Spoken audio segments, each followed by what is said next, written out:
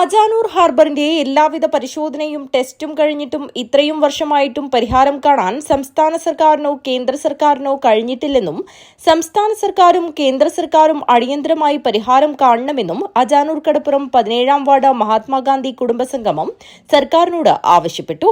Avikkal north club പരിസരത്ത് നടന്ന സംഗമം ജില്ലാ കോൺഗ്രസ് അധ്യക്ഷൻ പി.കെ. ഫൈസൽ ഉദ്ഘാടനം ചെയ്തു.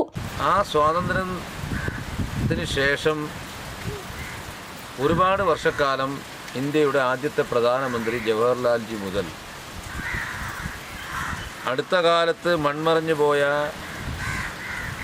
ഡോക്ടർ മൻമോഹൻ സിംഗ് വരെയുള്ള ഇന്ത്യൻ നാഷണൽ കോൺഗ്രസിൻ്റെ പ്രധാനമന്ത്രിമാർ എല്ലാവരും മഹാത്മാഗാന്ധി വിഭാവനം ചെയ്ത ഇന്ത്യയെ മുൻനിർത്തി ബി.ആർ. അംബേദ്കർ ഉണ്ടാക്കിയ ഭരണഘടനയിൽ അധിഷ്ഠിതമായ ഒരു ഭരണമായിരുന്നു നമ്മുടെ രാജ്യത്ത്.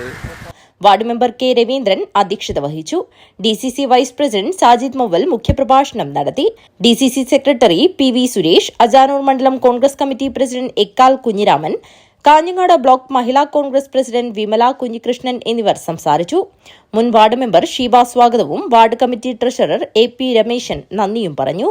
ചടങ്ങിൽ വെച്ച് മുതിർന്ന കോൺഗ്രസ് പ്രവർത്തകരെയും വിവിധ പരീക്ഷകളിൽ വിജയം നേടിയ കുട്ടികളെയും ഡിസിസി പ്രസിഡന്റ് പി.കെ. ഫൈസൽ ആദരിച്ചു. News bureau, Kanhangad.